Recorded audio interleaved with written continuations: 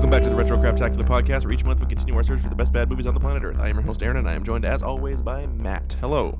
Yeah. Nailed that intro. Hi. Hey, man. Yeah. We got the Weird. Sunday morning sillies going on. We're so silly. It's true. Yeah. Yeah. They're fading the more we talk about it, though. That's true. They're pretty much gone. Oh, the rest of this. I'm dead inside. The next hour is going to be such a drag. Okay. Here we go. More coffee. This is now an content. ASMR podcast. All right. Holy fuck, what a weird intro. How are you, man? Do we need to redo that, or are we Nope. gonna Staying ruin in. it? No All right. editing. I'm doing great. How are you, bud? Good. Yeah, good. I'm awake. Oh yeah. I'm you look alive. like it. You know. Can't complain. Yeah. Wow. If that's the threshold for your happiness, you're fucking set for life, man. Dude. Yeah. Literally. Got a hot cup of coffee. I'm breathing air. What more do I need? Wow. Yeah. That's great. Happy for you. I know we always talk about the weather on this podcast, and we talk about how we shouldn't talk about the weather. But it's like fucking summer over here, dude. Really? Yeah. That's so nice. I mean, like, quote, summer. It was like 12 degrees yesterday. Wow. I went for a walk, and halfway through the walk, I took off my light jacket. Ooh. I know. A sign of things to come. It's transitioning out of winter here, which is to say that it's not constantly below zero. Nice. Yeah, and it hasn't snowed in a week. Nice. Yeah. So here we go. To spring. Cheers. Cheers. Clink. All right. So, what have you been watching or doing? Well, aside from this month's movie, the most recent thing that I watched was Disney's new movie, Raya and the Last Dragon, which I really How was loved. it? Yeah? Yeah, I enjoyed it a lot. It was fantastic. Super interesting world. The animation was gorgeous. A lot of ridiculous humor, but The animation does look fantastic. Yeah. Just from what I've seen in the trailer, I was like, they're really stepping up their game. Yeah, it's Like, I thought Moana looked amazing. I mean, it did. It did. But this looks, Things are continuing to improve. The water, especially yeah. the water graphics. Yeah. Beautiful. And there was a really fun note that I saw in the credits that was basically just thanking all of the workers for this unprecedented way of working, like basically saying, like, because it was done partially during, the pandemic. It was like the film was made from what pandemic? What? Like the film was done like largely remote from like a large number of different homes and stuff, and it was just like a note to the workers being like this was fantastic. You did a great job, and thanks for putting up with us and having so much patience with our inability to video chat. And then in brackets it says, "Dude, you're still on mute." Nice. Oh, it's cute. But yeah, That's it was a fun. really enjoyable movie. I highly recommend it. It is premiere access on Disney Plus, which if you split it with all of your siblings like I did, then it's no big deal. But Nice. yeah, Yeah, that's up to you. kind of what I was wondering. Like, for the average home, is it worth the $30? And it's $30. You can watch it as many times as you want, right? You just pay for to sure. unlock it, right? That's part of it. But if you have your own Disney Plus account that you don't share with anyone because you're an asshole, That's me. and yeah, Well, that's not true. I do share it with people, but I don't charge them for it. Okay, well, yeah, that's nice of you. Then you're not an asshole. That's great. Yeah. Well, I mean, okay, so I share it with my parents, but then I also have been using their Netflix for the past as long as Netflix has existed in Canada and haven't paid them a dime for it. So, Right. So it's a give and take. Yeah. Yeah. But I mean, yeah, if it's your own account and you don't think you're gonna watch it more than once, then it's like 32, 33 Canadian or something like that. And I'm like, I don't know about that. But for my situation, I got splitting it amongst a bunch of siblings, so it's like $5 each. I'm definitely gonna watch it more than once. Completely worth it. It was gorgeous and lovely, and so many fantastic voices. Oh my goodness. Nice. Yeah, So Kelly Marie many. Tran starring role. Yes, and it made me so happy. Thank I God. love Kelly Marie Tran, and I'm so glad that she didn't just stop entirely. She's been through so much shit, so much ridiculous shit, and I love that she does a fantastic job too, like hands down. She's wonderful. Sounds like she got a win. That's good. Yeah, but then also, I imagine also Kim. Oh yeah, That's a voice. Oh my word. Also Aquafina, amazing voice. nice. Daniel Day Kim's the guy from Lost, right? Yes. Yeah, nice. Cool. I don't think I've ever heard him speak English, so that's. Oh really? That's I've heard him voice act in a bunch of different things actually. I'm trying to think. The only thing I'm thinking I can. Well, I mean, maybe I've heard him voice act. I don't know, but like I just know that on Lost, he never spoke English. Yeah, so, that's right. except for like a couple of, his character learned a few words here and there throughout the seasons. Right. Yeah. Could speak some very basic English, but was still through a. He had to ham up the Korean accent quite a bit still. Yes. But yeah, that's cool. I like Daniel Day Kim. Yeah. I imagine if you got, some little kids, probably it's probably worth picking up as well. Oh yeah, this is Probably. a great movie for all Nice. ages. Well, I'm excited, man. But it comes to Disney Plus regular in On June? June 4th, I believe. June 4th. Okay. Yeah, I so might- if you're willing to wait, then wait it out, but definitely watch it when you have the chance. I might wait, but yeah, cool. I will. I'll definitely check that out because Disney Animation's been hitting it out of the park recently. So. Oh yeah. Yeah, that's cool. I have not been watching a lot of new stuff. Been going through the Star section on Disney Plus a little bit. Oh yeah, what's that all about? So you remember when they bought Fox? Yes. So right. they bought Fox, and they have all this content now. Like, here's a list of some things that Disney owns. Yes, That's please. kind of fucked. Die Hard, Wow. Alien, Wow. Predator. Oh yeah. These kinds of things. That's So insane. Sigourney Weaver is now a Disney princess, and and I guess so is Arnold Schwarzenegger. So Yes. they needed a place to put all this stuff, and they own a majority share in Hulu, but Hulu is only available in the United States, and they're like, well, we didn't spend $80 billion on all this content just to let it go, down the drain or whatever. So they created a age-restricted section on Disney Plus with parental controls, so parents can choose, like, I only want my kids to be able to access PG-13. Right. And they can set each profile to only be able to access that, and then they can also have like a passcode and stuff that they can put in. I just set my profile to be like, I want access to everything all the time because I'm an adult. I'm an adult. Yeah. And so that's where they have anything above PG-13 basically, or anything that deals with, non-family friendly or potentially non-family friendly content. So they have like the seasons 9 and 10 of Bob's Burgers are on there. What's it called? Solar Opposites, which is from the creators of Rick and Morty. It's another cartoon show. They moved The Simpsons over to Star. Oh. Okay. Which is interesting because it was on there. Yeah.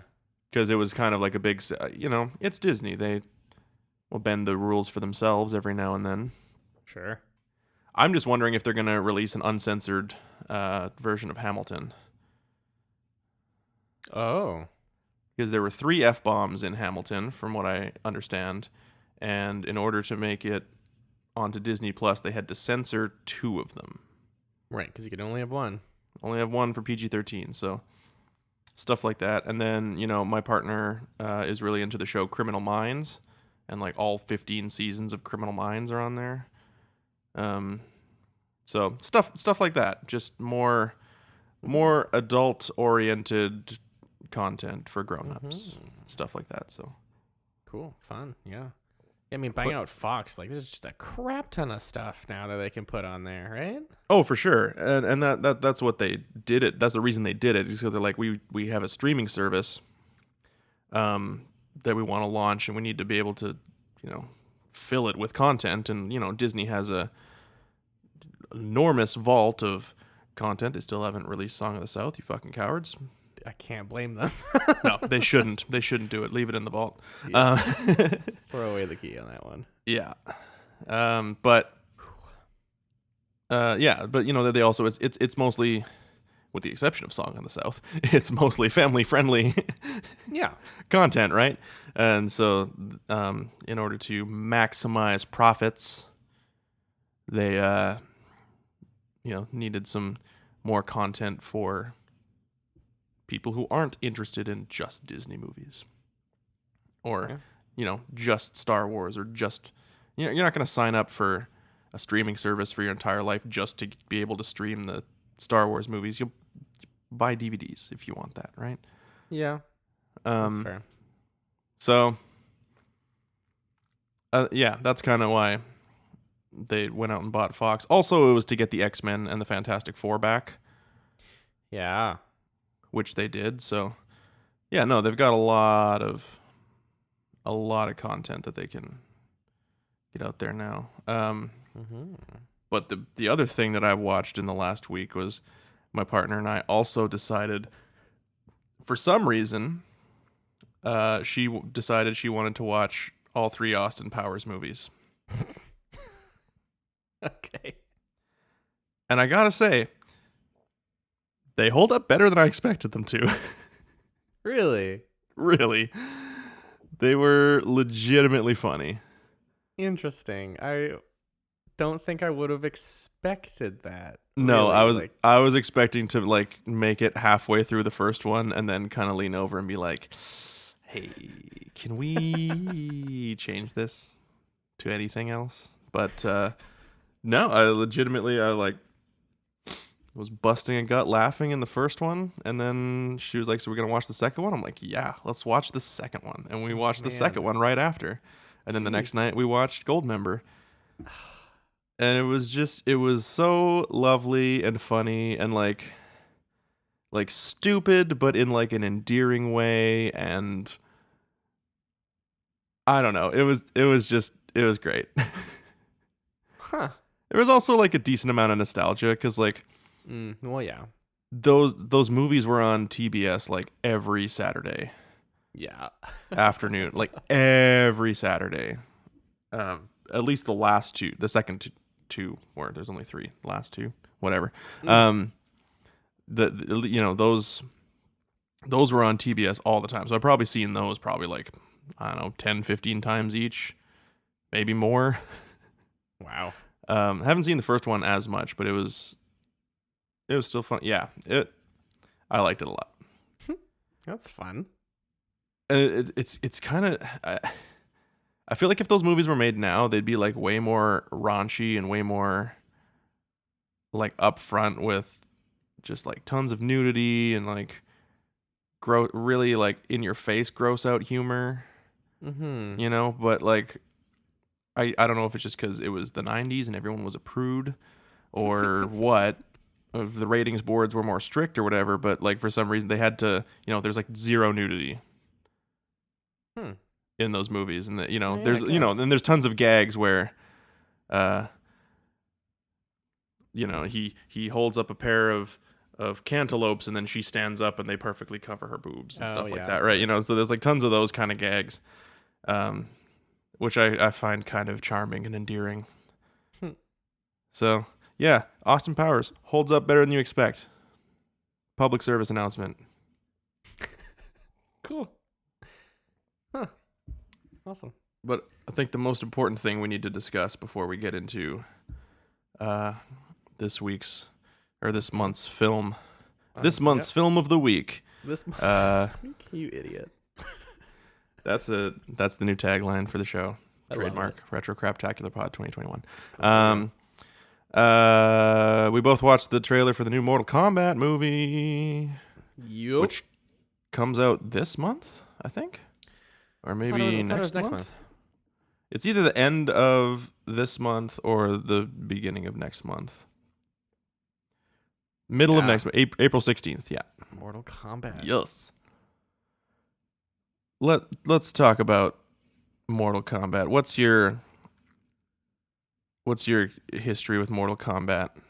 History with Mortal Kombat would be playing Mortal Kombat 4 a lot as On a the kid. N64? On the N64. Yeah, I had that And- one too. And loving it. It was a lot of fun. So I have nostalgia for the characters, definitely. I remember watching the OG Mortal Kombat movie. Yes. And even as a kid, I was like, wow, this is dumb. I think I watched it at your house probably. Probably, yeah.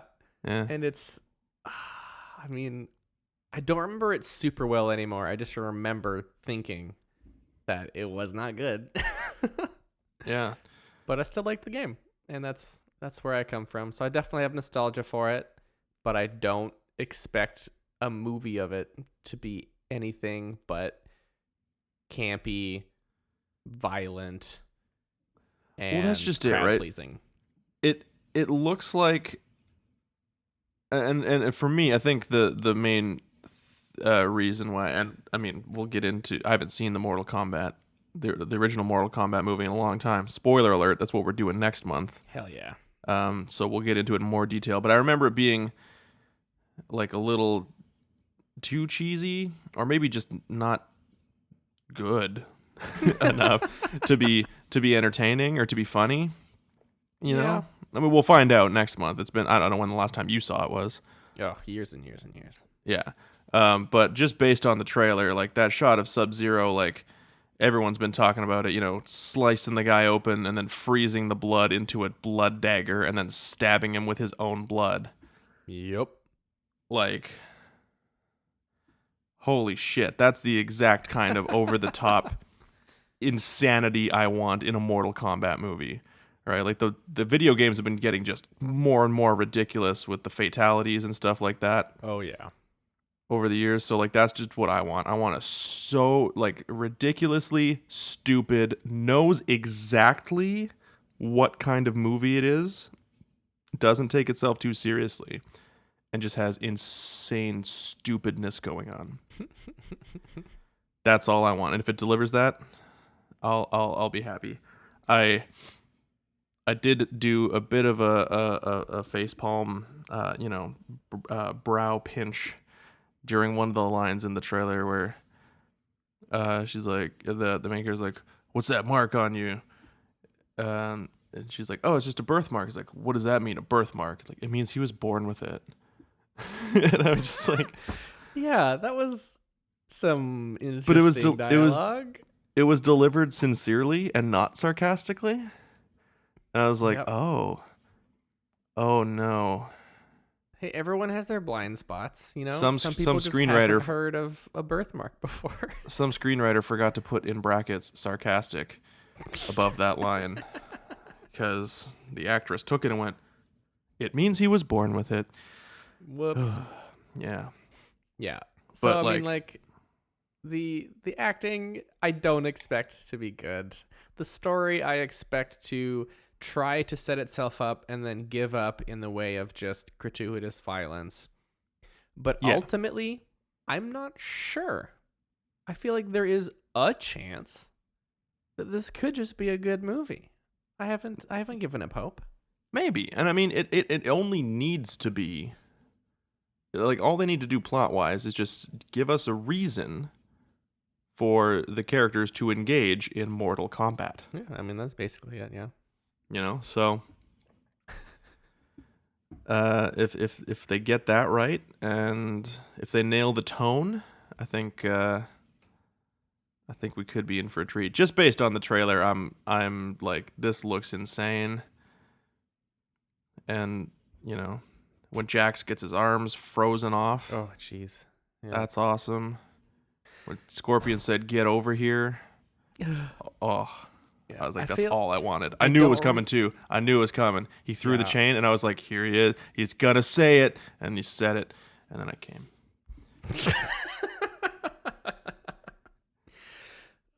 Yeah, I mean the actual like setup of the trailer and everything, and the energy was like serious and dark and intense, and there was some really good action, and I was like, okay, this might not actually be bad. But then the end of the trailer is just one-liner, culminating in the get over here, the most classic of Mortal Kombat lines. Well, the very ending is Kano. Oh, that's right. Holding someone's heart, going, "Kano wins. Hey, you fucking beauty." And I was like, that's amazing.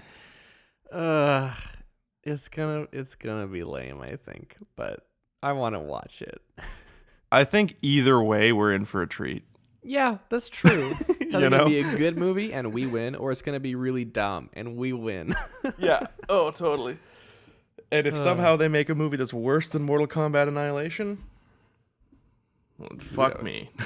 That's a challenge. Yeah, just before anyone asks why we're not doing Mortal Kombat Annihilation instead of Mortal Kombat, have you seen it? Then you don't need us to talk about it. You know. There you why. go. Yeah. I'm sure we'll get to it eventually. Yeah. Anyways, I think that brings us to everyone's favorite part of the show, the show. Oh, are we doing that this month? I think we're doing that this month. Okay. We are watching, or we already watched, a movie from the early 80s starring Sean Connery. And I promise we will try our hardest not to do 1,000 bad Sean Connery impersonations. But I can't guarantee it. We watched Outland. In a mining town on the second moon of Jupiter, something deadly is happening.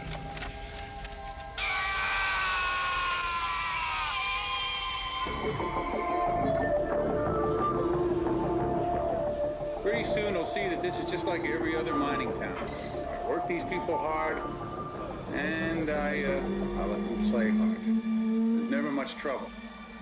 We're all professionals. I'm sure we are. We've only been here 2 weeks. It'll get better, I promise. I got nothing more on that incident in the mine yesterday. It looks like some guy just went wacko. It happens here. How often?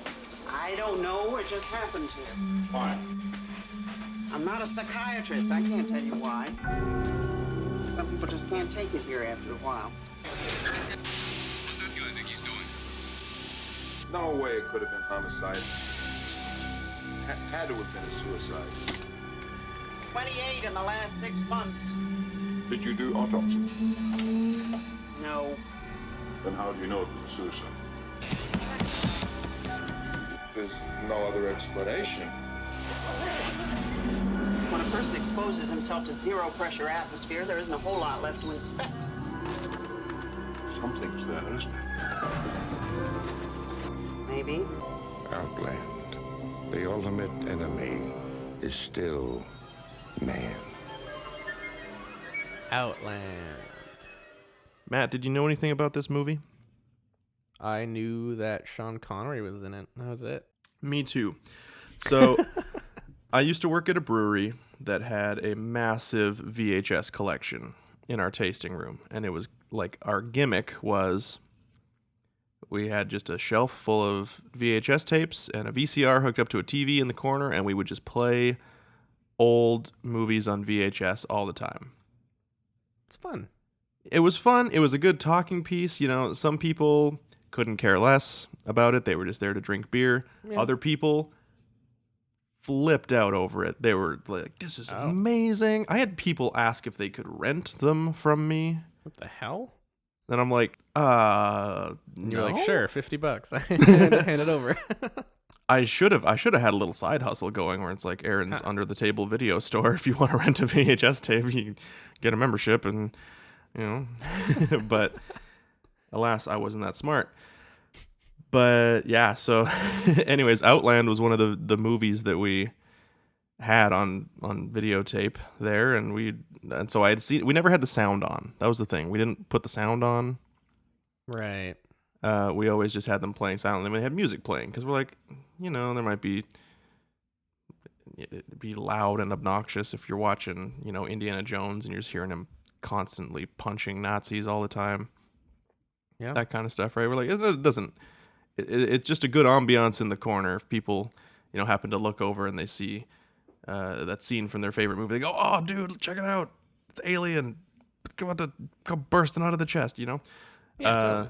So Outland was one of the movies that we had there. So I had seen scenes from it silently, a couple of times, and then I happened to be at a thrift store and I found this DVD, and I actually read the back of it, and I was like, "Oh, Sean Connery is a space cop on one of the moons of Jupiter?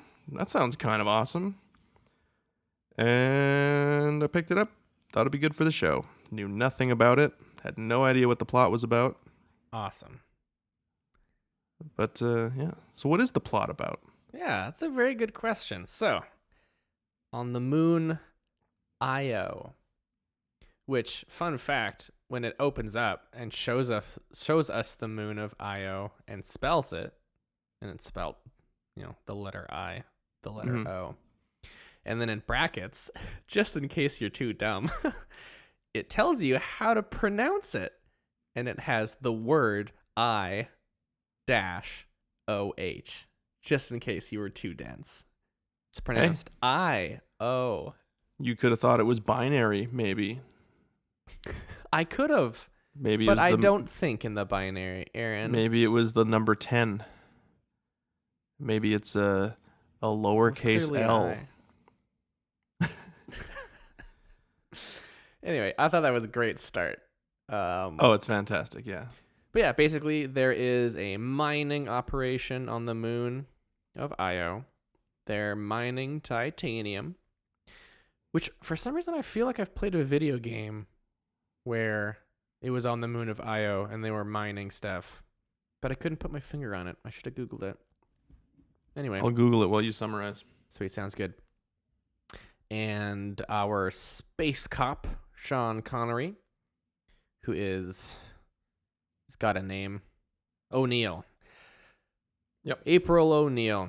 And he is starting a 1-year tour as the head of security of this mining operation. And it's like it's a shit job, basically.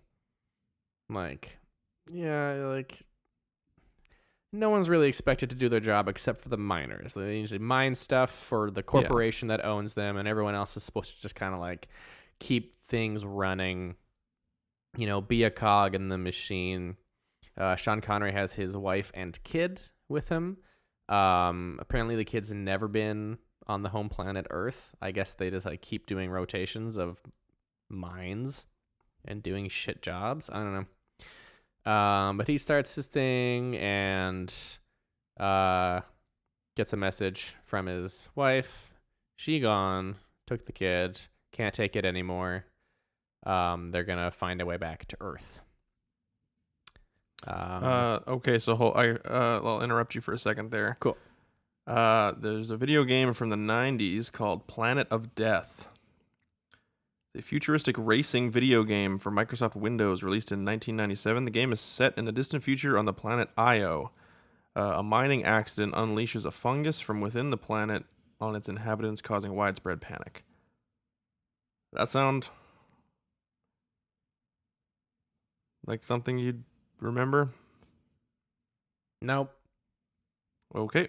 Sounds fun though. Yeah, who knows? It's a racing game. Weird. Yeah. All right.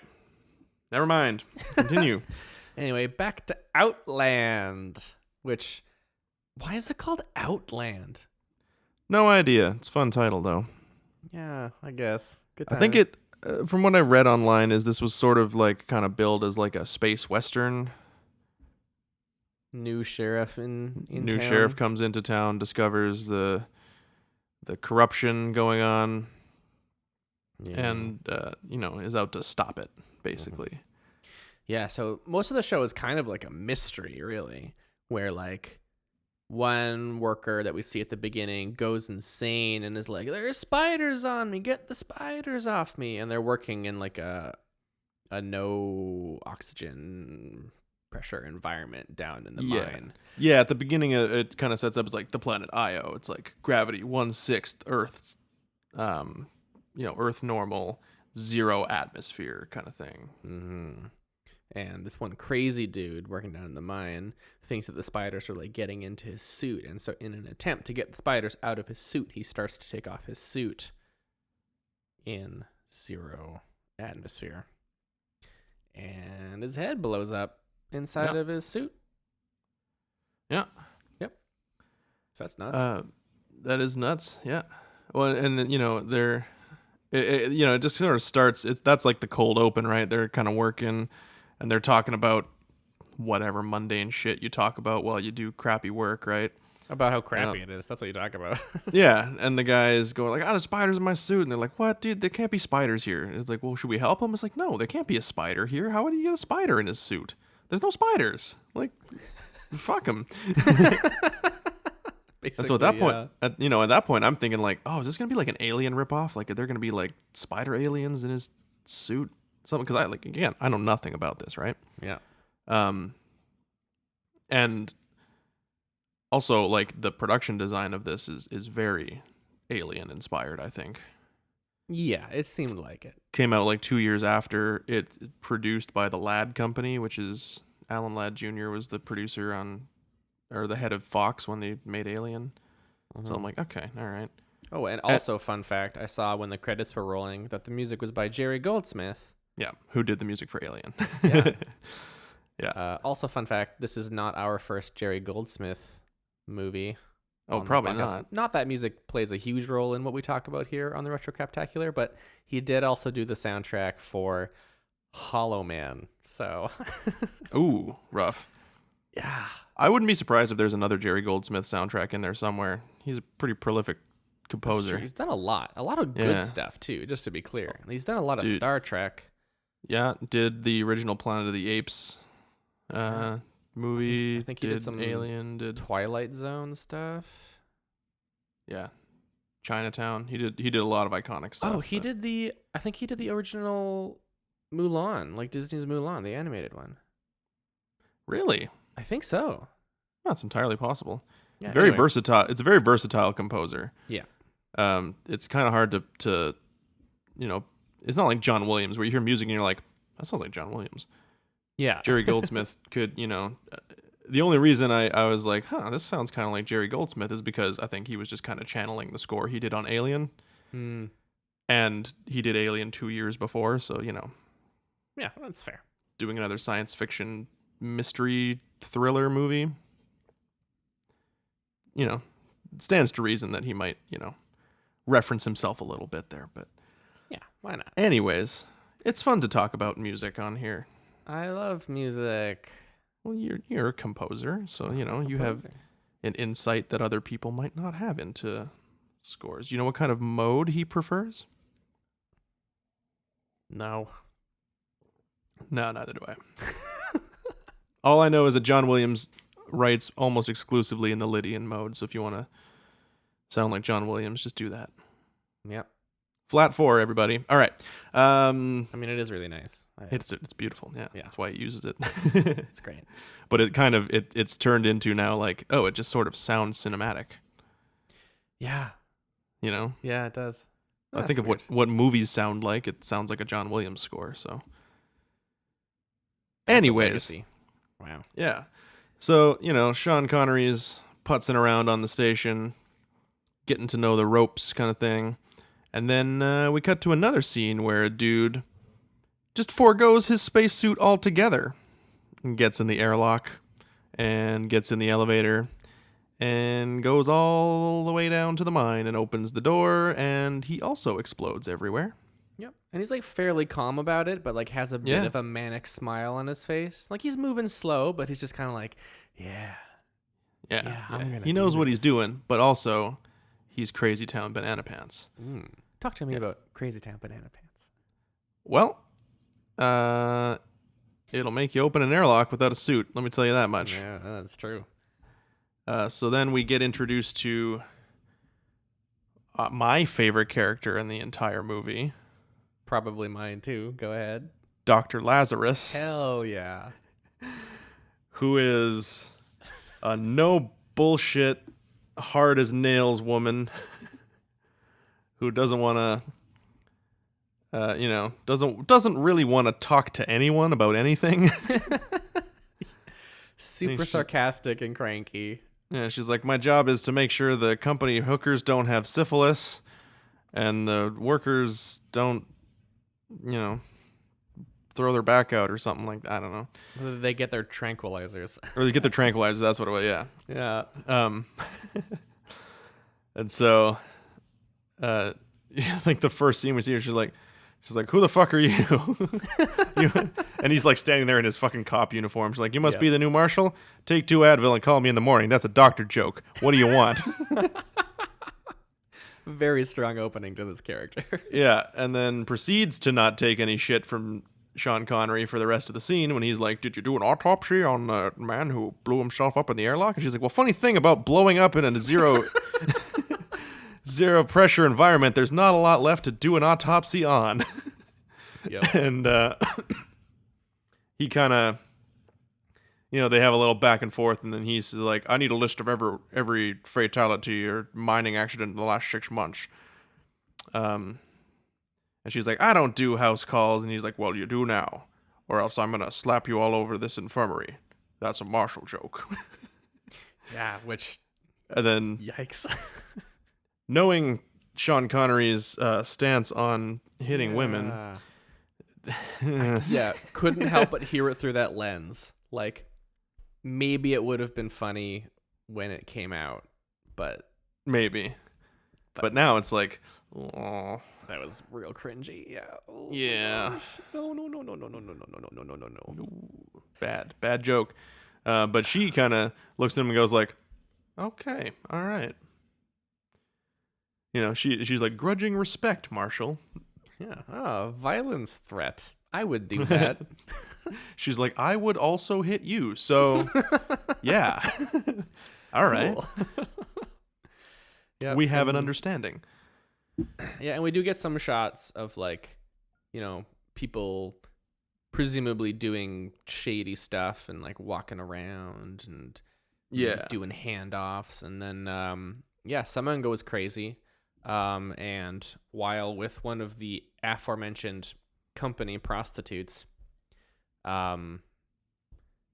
goes Crazy Town Banana Pants, has a knife and is like roughing her up and like threatening to kill her. And so they have to do kind of like a hostage situation. Yeah. Yeah. And so Sean Connery sends his deputy in through the vents to kind of get the jump on the guy. But he did a bad job of communicating what exactly he wanted, because it sounded like he wanted to take him alive and question him, Mm-hmm. But, the guy, he's like, so he's like, we're going to release the pressure. I'm not doing I'll do it. Fine, I'll do it. We're going to release the pressure on the hydraulic locks on the door.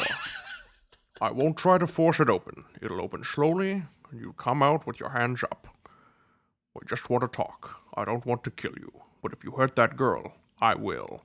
Yep. And so it does the countdown, and as it gets to 1, they open the door, and the deputy drops in.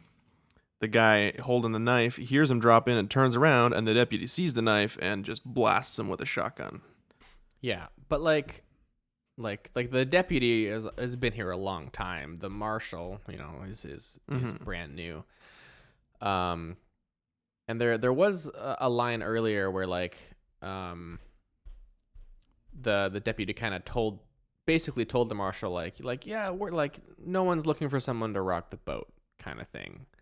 You know, that wasn't the deputy. That was the or are you thinking of like the first like the morning briefing scene when he like first gets there? I was thinking just after that scene because there is the general manager is very much like, hi, welcome here, Marshal. You know, these people work hard. Maybe just don't interfere with anything that's going on. Yeah, and it's like they work hard and they get compensated well. So when it's time for them to let off steam, sometimes they go a little overboard, but nobody's looking for trouble. And, you know, we hardly ever have trouble. So, you know, just kind of let them have their fun. When it's time for them to let loose, let them go a little loose. No one's, you know, they're hardworking folk kind of thing. Yeah. And the scene immediately after that, Sean Connery is with the deputy and it's like, what the fuck was that all about? Yeah. And that's when the deputy. Spaniard. Sorry. It's all right. I knew it was going to happen. It was inevitable. But the deputy does make a kind of comment that's like, well, it was like, yeah, no, I get where you're coming from, but like also this guy that's the general manager. He has a lot of connections. He's kind of powerful. Maybe just don't fuck with him and do what you're told. Because there's a little bit of like, okay, maybe he's a little on the take, you know. And when he drops in that room, he does not hesitate. He fucking blows that guy away. 100%. Yeah, he was intending to do that regardless of what the marshal was wanting. Like, yeah, that felt very intentional. No, totally. And you find out later that it was intentional because he's aware of what's going on, and you know, whether he is in fact on the take or not, I don't know if we ever, you know, find out about that. But basically, he's like, okay, this kind of shit's going on, and it's not really my problem. Yeah. And then what happens is we get that report back from the doc. And in the last 6 months, there's been something like 28 related deaths for people going crazy. Yeah. And then in the 6 months before that, there had only been 4 deaths total. Yeah. And this leads to my favorite line where she's like, yeah, like there's, like we had 28. It's like in the previous 6 months, 4. And he's like, are you sure? And she's like, I'm unpleasant, but I'm not stupid. That was a good line. Yeah. She's the best. She really is the best. And so, you know, he goes and takes goes into the morgue at night and takes a sample of the blood and then calls up the doctor and he's it wasn't even the morgue though. Like one thing he asks is like, what happens to these bodies? Like these 28 bodies, what has happened to them? And she says they're always ordered to ship them out on the next shuttle. And then mid-flight, they're jettisoned out into space. Burial at sea bullshit. Yeah, that's right, yeah. And the shuttle only comes once a week. That's the other thing that we learn in the opening kind of credit text, right? It's like shuttle deliveries once a week kind of thing. Mm-hmm. So he actually goes onto the shuttle and finds a container marked for jettison. Yeah. And then he goes in and there's a bag that says contaminated. And he opens it up, and that's where he finds the body and takes the blood out of his throat. Did you find that weird? Where he's like, I need a sample of blood. I'm going to get it from the trachea. Yeah, it was a little weird, but I didn't think too much of it. All right. I mean, there's plenty of blood just like 6 inches below where he got blasted with a shotgun. Could have gone there, but... Yeah, it's true. But yeah, then he takes the blood back, and sure enough... Well, first he calls the doc, and she's like, do you have any idea what time it is? You better be dying. I forgot about that. He's like, meet me in the infirmary. That's good. And then that's the scene where they actually kind of become friends, where she's like, holy shit, there's like an insanely powerful amphetamine in this guy's blood that the military was using to, see if it could cause, soldiers, increase their work rate or whatever. You could do makes 14 hours of work feel like 6, Like the only problem is after about 10 months of constant use, it causes you to go psychotic. Yeah. And so Sean Connery's like, that's interesting. And he goes and and then he just kind of goes on a little investigation. He finds a illegal drug manufacturing distribution kind of ring going on. Are they actually making it there, or are they just, I can't remember. No, that's one of his first questions. Is it possible to make it here? And she says, absolutely no way. They must have shipped it in. There would be no way to make it here. There's no explanation as to why they can't make it there on Io, but apparently they can't. Apparently they can't. So,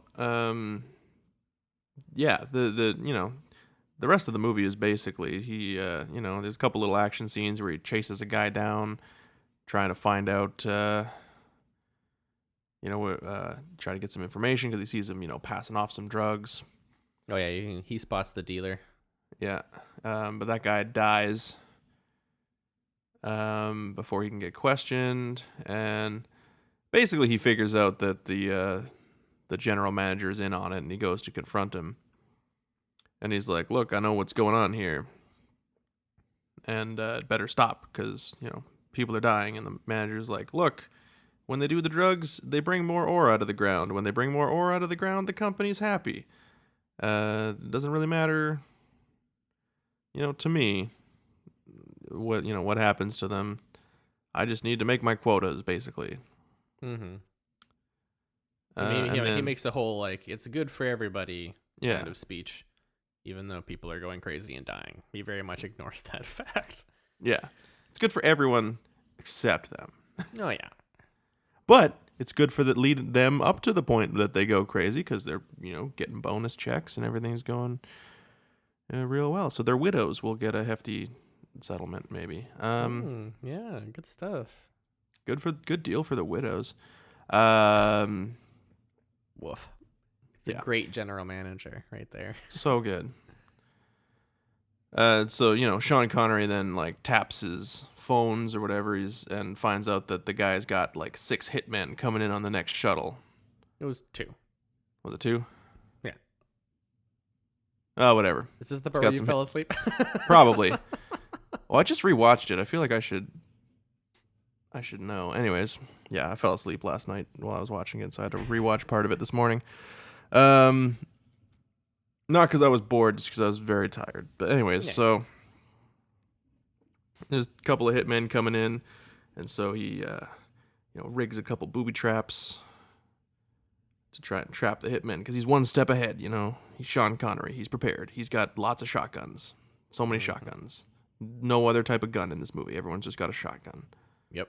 Even the hitman has a shotgun with a scope on it. Which seems weird. Stupidest thing you could ever do. Absolutely. That's not helpful. Putting a scope on an elastic band gun. Idiotic and pointless. Yeah. So, yeah. Basically, from there, he just fights the hitman. Yeah, from there, that point on, it's mostly just a Rambo movie where he's killing. Well, he enlists the doc to setting help a off little traps. bit too. Well, that's true, and she's the only one too. Word gets out because basically everyone there already knew what the deal was. Yeah, and word gets out that hitmen are coming to kill the marshal. And so even while they're on their way, he goes to the bar to get a drink, and everyone gets quiet and just stares at him until he has a drink in his hand and starts to drink, and then everyone kind of turns back and starts talking again. But everybody knows that he's dead. Yeah. Yeah. So he traps one of the hitmen in a corridor that he's rigged with explosives. He locks him in there and then sets off the bomb, and it pops a hole in the tunnel, and it it makes his head go all warpy and explode. Yeah, that was a fun shot. Hey, that was a fun effect. Yeah, it looks. You can do that with iMovie now, I think. Oh, cute. I think there's an iChat filter that makes your head look. It's the big head filter on Snapchat. Yep. It was great. Yeah, but it just happens over a point of like 10 seconds. Just slowly watching this man's head get bigger and bigger. Yep. It's funny.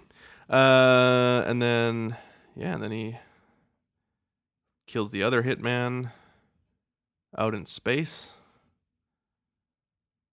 Yeah. Well, he goes out into space, like, to set off the explosives from the outside. Yeah. In that tunnel. And then while he's out there, he finds the other hitman is like in the greenhouse, which is very green, by the way. Very green. It's a greenhouse. Yeah. And then, it's more green than house, really, though. Yeah, when you think about it. Yeah. It's basically a bunch of scaffolding, but plants are in there. And with some green glass. It's all green. Totally green. Unless he's looking through his scope, and then everything's red. Yes. I don't know. But anyway, the hitman's in there looking around, and then like kind of like walks, and then occasionally looks through his scope to see anything, and then like walks a bit more. He's a professional hitman. I feel like he wasn't trying very hard. But anyway, Sean Connery is up on top, and he basically just like takes a panel off of the greenhouse and then drops it so that it will float down in front of the glass from the outside. And this hitman just like is looking through his scope and sees the slightest movement, which is this panel falling, and pulls the trigger, breaking the glass and destroying the entire greenhouse because everything gets sucked out into space, including him. Yeah. And that effect, by the way, so it's like the zoomed in shot like through his scope where he pulls the trigger and shatters the glass. And then it's basically that same shot of like zoomed in looking at the glass, but then we see his tiny body flying toward the hole. And then from the outside, we see the tiny body flying away and then just like turns into jam. Yeah. Now, I'd be very curious to see this movie in HD, because the DVD transfer that we got, like the DVD that we have that I ripped to send to you to watch, like, is garbage. Yeah, it's pretty bad. It was so shit. And also, like, I feel like it was an even worse viewing experience for me because the DVD wasn't anamorphic, like it wasn't conformed to a widescreen television. It was just letterboxed. Yeah. So it was a 4:3 image that was then matted to be widescreen. Yeah. As if you would be watching it on a square TV, which, you know, in like the late 90s, whenever this DVD came out, that's what most people would have been watching it on. But actually, that was like on the Wikipedia page for this movie. That's one of the things that they talk about. It's like the DVD was criticized for its shitty transfer and lack of widescreen adaptability for widescreen TVs. Yeah, well. So the effects look extra shitty. Yeah, it was on this DVD transfer, particularly bad. Yeah, so I'd be curious to see if they look any better in 1080. But yeah, and then he basically just goes into the bar and punches the general manager real hard in the face, and he falls onto a glass table. Yep, that's kind of it. Yeah, and then he texts his wife. Job's done. I'll be on the station in time to catch the flight. Can't wait to sleep with you for a year. Oh yeah, out of context. Yeah, that is such a weird fucking message.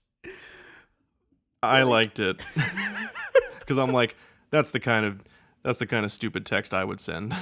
Can't wait to sleep with you for a year. Yeah, well, yeah, because to get back to Earth, you get put in cryo sleep for a year. Is basically. That's the context. Yeah. Yeah. There's a scene earlier where he's talking to his son over video chat, and his son's like, "I've never been to Earth. What's Earth like?" And he's like, "Is it true that we're gonna be asleep for a year?" And he's like, "Yes, it is, son." And he's like, "I'm gonna miss my birthday." He's like, "Well, don't worry. Next birthday, I'll get you 2 presents." You know. I love you, Dad. I love you, Daddy. Yeah. Oh man, that kid couldn't act. No, No. I am very, very impressed though that they were able to find a robot that advanced in the late 1980s. So, you know, there's ups and downs.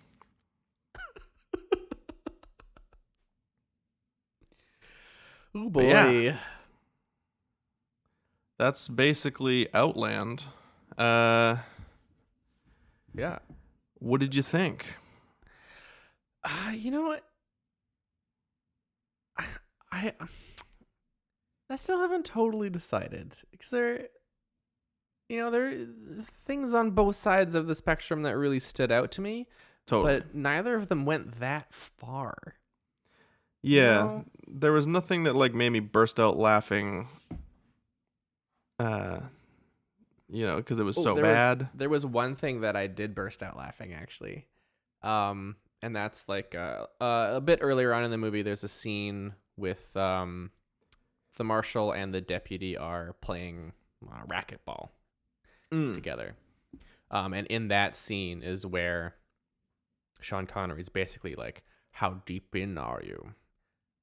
And he's like, "What are you talking about?" And he's like, basically he's calling him out and being like, "I know that there's illegal shit going down. I know that you're letting it slide and getting paid for it. Yeah. How are you gonna be a dick, or are you gonna like stay out of my way?" Basically. And he does kind of help the marshal and stays out of the way, and ends up getting killed for it. Yeah. And so there's a scene when the assassins are on the shuttle on the way here, where he's playing racquetball by himself, which seems dumb. And then the doc comes in, and basically says something like, "That's impressive. You're playing by yourself and losing," or something like that. But she like basically insinuates that she knows what the score is, and that like he's not gonna find any help from anyone here. Like, if you're looking for noble people, you're in the wrong place. Yeah.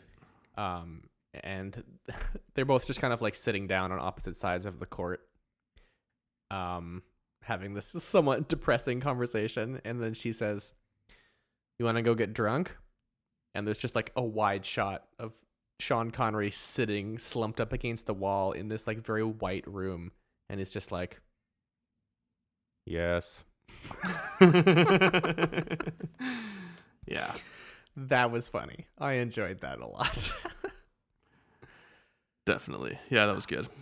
Also, interesting thing. Almost every time in film that I see someone getting choked out, which happens to Sean Connery, one of the goons when he's like first discovering the drug shipment tries to choke him with wire.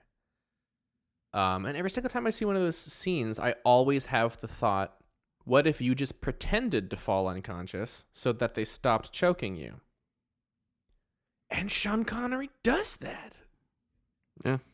He actually does it. He like, and then it goes limp and slumps down to the ground, and the guy like drops him there and then like kind of pants and watches him, and then he turns his back on him to go get all of the drugs that have been smuggled inside of a pig corpse.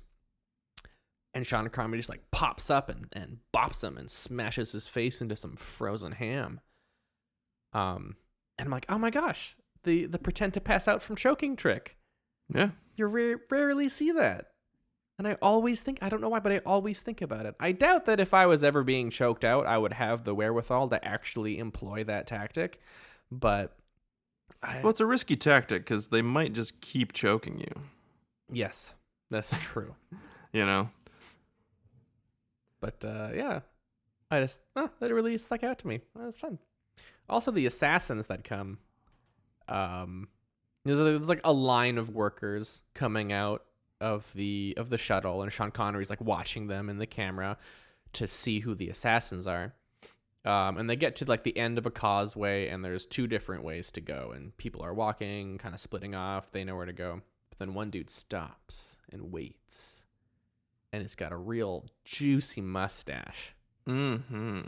And then eventually someone near the back of the line also stops and waits. And he's like kind of heavier set and balding. And we see a close-up on his face. And he's like really sweaty.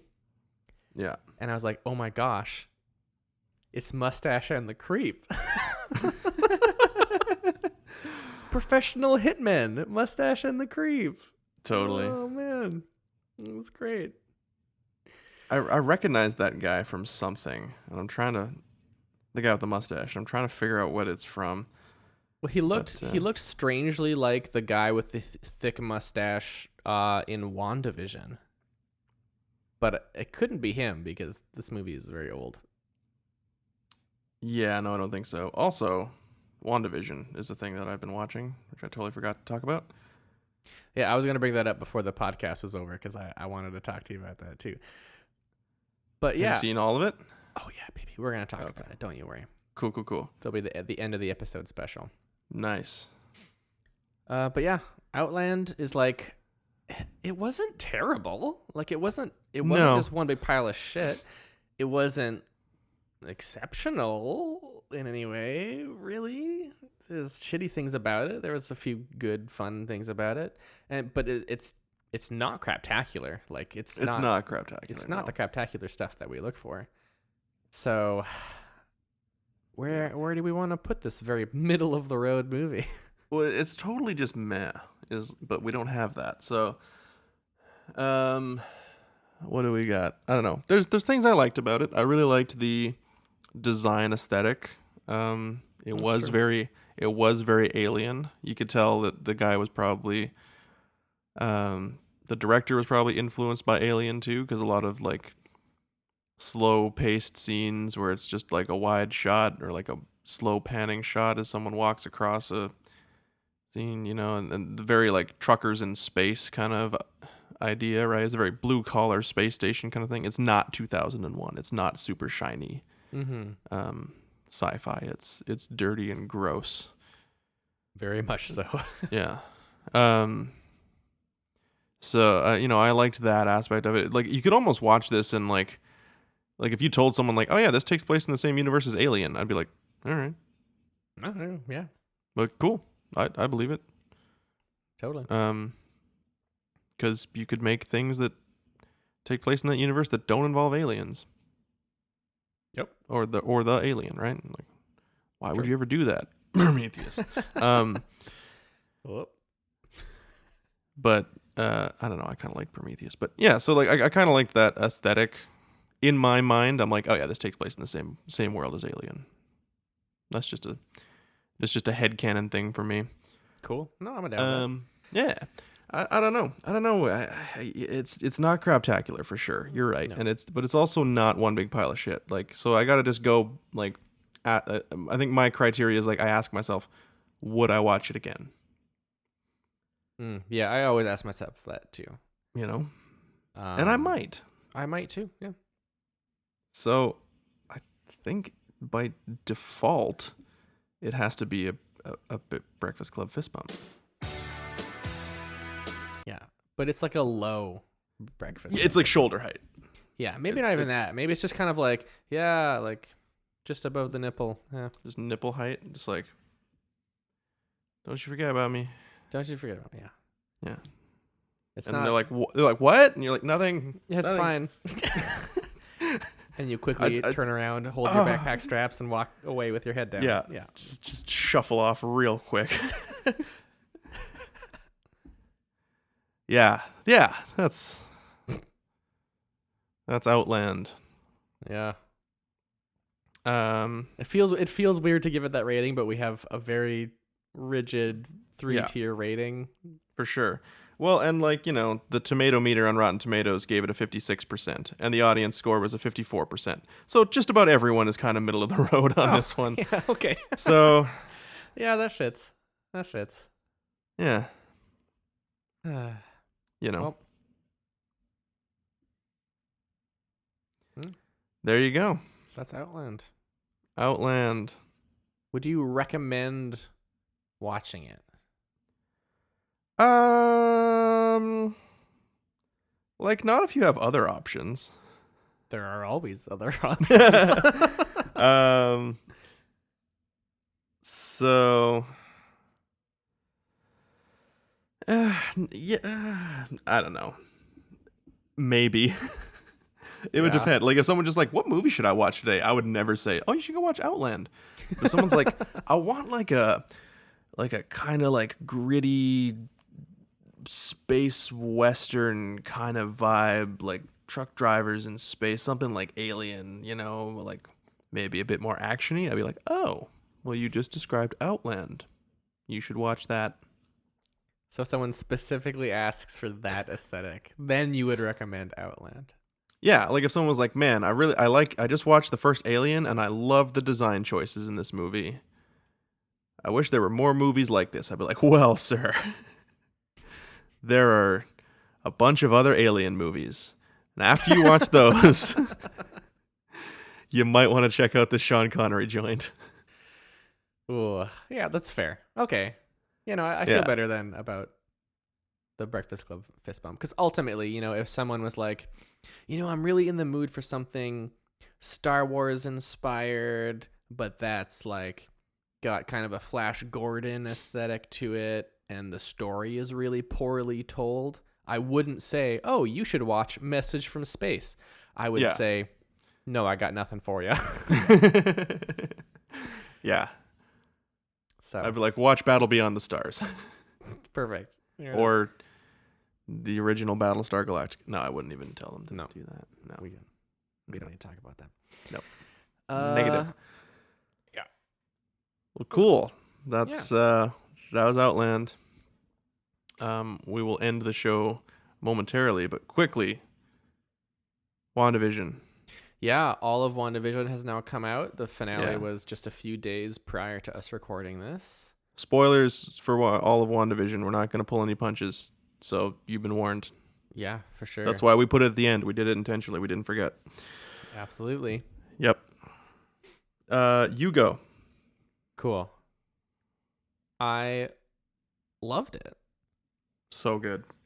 I So thought it was good. fucking amazing. Like, Yeah. there was so much range in that show. Mm-hmm. It starts off, very campy, and which just like layers of homage, and it's very fun. But then there's still like there's a really dark, twisted mystery going on in here. I Mhm. want to know what that's about, and it just develops not really slowly, but very naturally. And really, it's super compelling. It's really just all about trauma, but then also kind of sets up what could be a lot of future stuff with a now like fully realized Scarlet Witch. Yeah. And honestly, she's been in a lot of stuff, and she's good at being a really weird psycho person. This is hands down my favorite role I've ever seen Catherine Hahn in. Like, Oh yeah. she fucking ate up every scene that she was in, whether or not she was acting as a crazy neighbor or being an actual witch. But Yeah. This I is thought the she did perfect great. role for her. yes, she was. Yeah, she's having a great time. Yeah, no, I agree. I really, really liked it as well. Awesome. The first 2 episodes, I was like, wow, they've like nailed this like 1950s sitcom aesthetic. I don't know where it's going. Is this going to be just what it is from now on? Is this, Yeah, we had you know? no idea. And so I think after episode 4 was kind of where I was like 100% hooked. Once they zoom Totally. out and they show you what happens in those first 3 episodes from the outside perspective. Mm-hmm. Super interesting. That's when I was like, dang, this is great. So yeah, no, it was really well done. They nailed the sitcom aesthetics. Mm-hmm.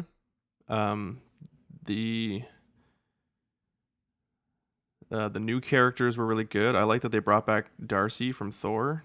Yeah, that was really She- interesting. She's never really had anything to do, and we haven't seen her since I don't think Thor 2. Yeah, I don't think so.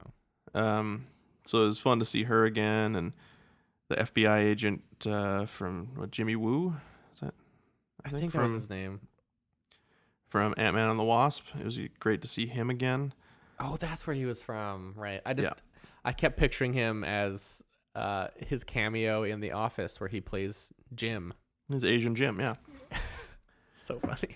Totally. Yeah, no, it was really well done. I think it explores. It was an interesting way to just like really just make a show about grief and trauma without making it obvious that that's what it was about, or Yeah. making it super super dark and depressing. And I mean, not that it wasn't sad, like. No, but it touches on those themes in a way where you don't necessarily pick up on it right away that that's what it's talking to you about. Yeah. It entertains you, and then it also has a deeper message to it, which is great, and is something that the Marvel movies haven't necessarily been able to do very well. Yeah. This was beautiful. It was a really well told story. Yeah, so I'm way more excited for future MCU TV shows than I am for movies. They have, this is setting the bar really high. Really high. As long as they can continue to do stuff that is like this, that's unique and different.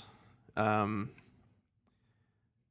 I'm all for it, because that's one of the biggest criticisms of the Marvel movies is that they have this somewhat cookie cutter formula, and they've backpedaled on that a little bit. I think if Edgar Wright was hired to make a movie now for Marvel, he might get a bit more freedom than he did when he was originally hired to do Ant-Man, and ultimately didn't end up doing it because he wanted to do something that was a little too left of center.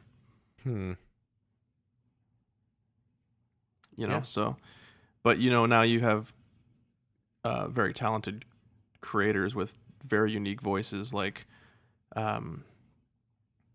James Gunn doing the Guardians movies, and Taika Waititi doing the new Thor movies, and those guys' fingerprints are all over those movies. Yeah. While still working in the overall narrative of the MCU, right?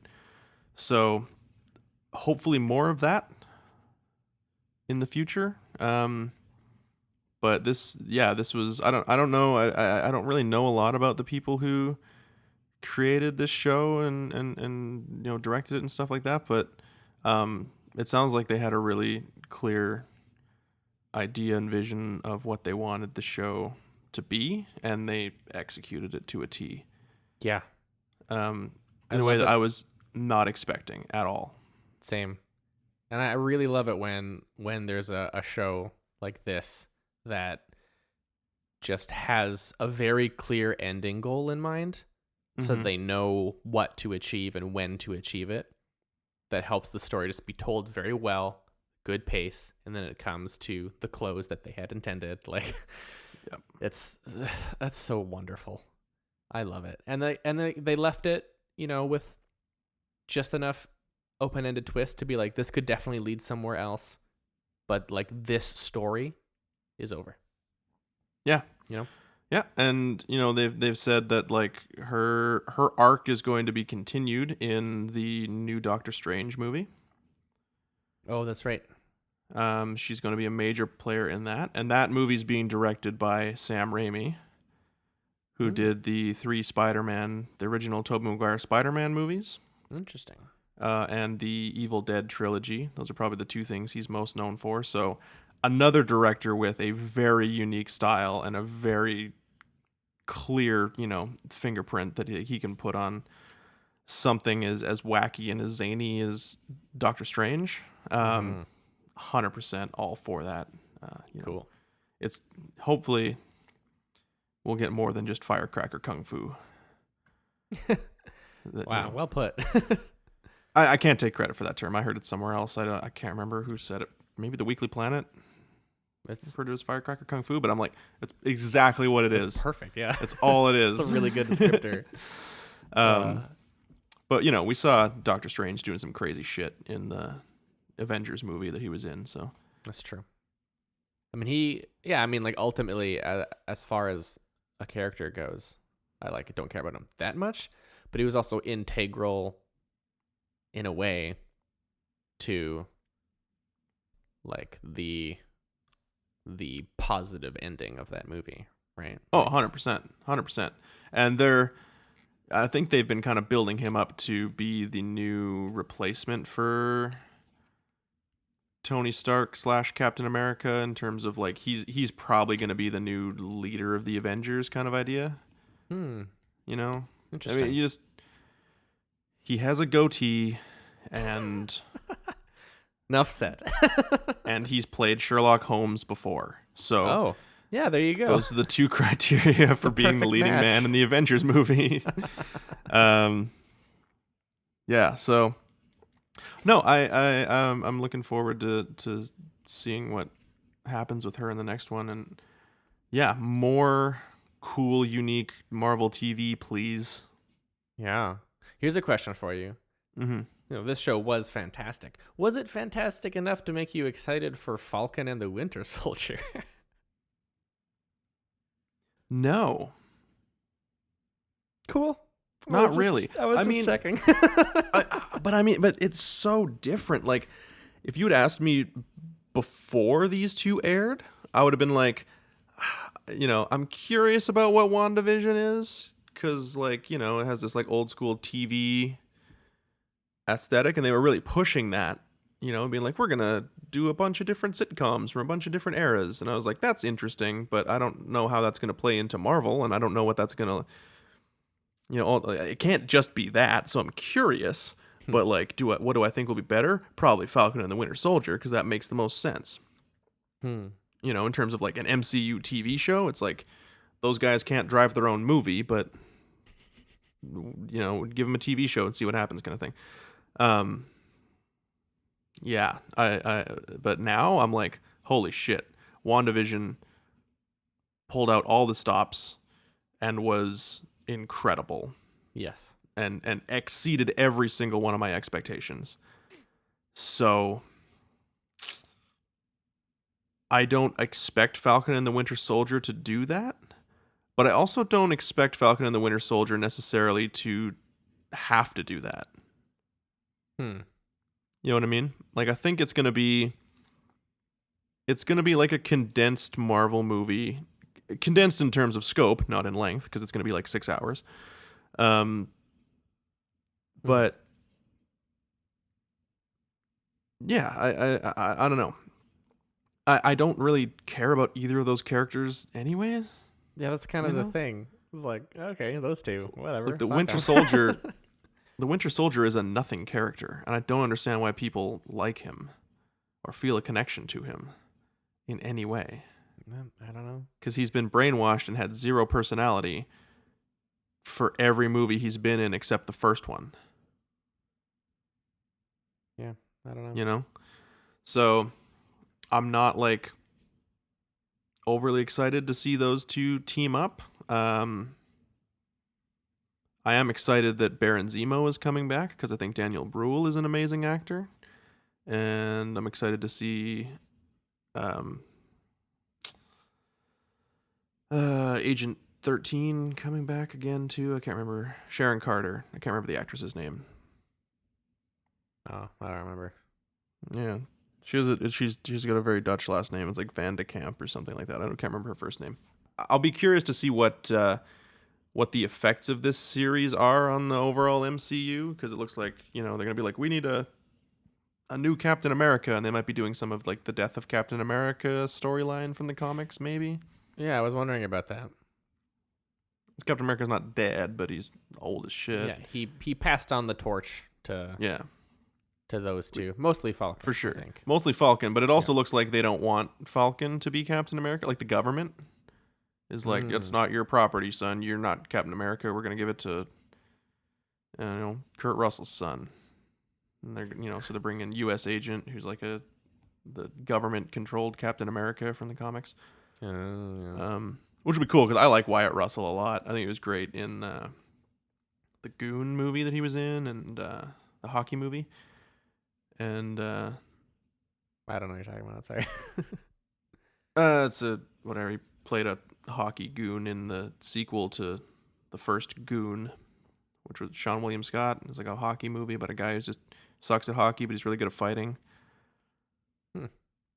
It's decent. Check it out. Allison Pill's in it, so Oh, cool. yeah. What more do you need? Yeah. So that's that. That's that. WandaVision good. Falcon and the Winter Soldier. We'll see. We will see. I'm more excited for Loki, if I'm being honest. Yes, the trailer for Loki was so good. Hey. Yeah. Owen Wow. Wilson Yeah. Like as what the hell? as the head of the Time Variance Authority.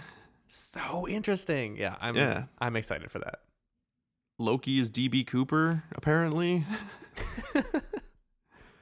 Yeah, so that's gonna be awesome. I think Falcon and the Winter Soldier, like, I think this is the biggest thing is Falcon and the Winter Soldier just looks like another Captain America movie, you know? It just looks like another Marvel movie, and my fear is it's going to be kind of bloated. And it's like, why didn't you just do this as a Captain America movie? Yeah. It has. And just call it like the next Captain America or Captain America the Next Generation or whatever. Yeah. Captain America Junior High, whatever. Hi. That was a Degrassi joke. So for the 3 people in Canada listening who get that joke, because there was a show called Degrassi the Next Generation. Doesn't matter. Yeah, it it's doesn't fine. matter. It's also kind of a Karate Kid joke. Anyways. I just gave myself a stress headache. So Cool. Let's wrap up the show. trying to explain my own bits that don't make sense, except to me in my head. It's fine. Yeah, I think that's the biggest problem though, is that it just looks like a generic Marvel thing, and Loki has the license to be wacky and crazy and do all sorts of unexpected things, like WandaVision did, and that's what they need to do with their TV. I think. Absolutely. Yeah. I could be wrong. Falcon and the Winter Soldier could be amazing, but just based on what I've seen versus what happened in WandaVision, I'm like, okay, that's your new bar. That's the new high bar. You can clear that bar, you've got me. Otherwise, you're some idiot that can't jump over a bar. There we go. And that's If you like the show, yeah. you could make sure you give us a 5-star review on iTunes. Say whatever you want. Say, hey, your extras go too long. As long as it says 5 stars, we don't really care. You can also, don't forget to subscribe on any of your podcasting catching things. The things that you listen to this on, probably right now. If you're listening to it on your phone, just smash that subscribe button. Maybe if your friend leaves their phone unlocked, when you guys are hanging out, just grab their phone, just, open up their podcast app, hit subscribe on that one too. Helps us out. We have social medias, if you will. We're active on them sometimes. Instagram, Facebook, Twitter, @RetroCrapPod. You want to email into the show? You can. RetroCrapPod@gmail.com. We have a Patreon. What happens on the Patreon, you ask? All kinds of stuff, sort of. It's super cheap. I think it's like $1 a month. You can start getting all the episodes early. You want even more shit than that? We got more shit than that. $3 a month. Holy shit, $3 a month? That's cheaper than your morning coffee every day. There you go. You could buy us a coffee every month. We'd have to share it because, we only get one. And Matt lives in Toronto, and the coffee costs, actually, I'm sure, are through the I roof. don't drink coffee, so There you go. You can buy me a coffee, and I can drink it in front of Matt and laugh in his face with my coffee breath. That's our friendship. Yes. But why would you give us $3 a month? Let me tell you. We got movie commentaries on there, okay? We got The Rise of Skywalker. We got The Phantom Menace. First one, last one. What happens in between? Who knows? That's up to you. You got to find out. We got commentary for David Lynch's Dune. Did we understand what was going on at any point in that movie? No, but we keep asking, what's going on? What? I'm confused. Are you confused? Yes. Those sorts of things. We got bonus episodes on there. We did a recap of all 40 episodes, the first 40 episodes. We did the first ever episode we recorded. We didn't think was good enough to release. We thought it was good enough to make you pay for it. We put it up there too. We got another episode we did about a really weird movie about a family gets attacked by claymation dinosaurs, sort of, kind of. I can't remember what it's called. Day the Earth Time Ended? Day Time Stopped? The Day the Earth Stood Still. Nope, we didn't do that one. Okay. But maybe we will. And also coming soon, we're going to review the next 2 episodes of the Battlestar Galactica original TV show, The Lost Planet of the Gods. That'll be happening at some point in the future. All of that and more on Patreon. Get it up, ya. So, I think I covered all the things I usually cover. That coffee really kicked in, huh? Yeah, thanks for being a friend. We love you. Whoa. And we hope that this podcast finds you well and brings you joy. Brings you joy and happiness. Everything is going to be okay, Aw. listener. So we'll be back next month with Mortal Kombat.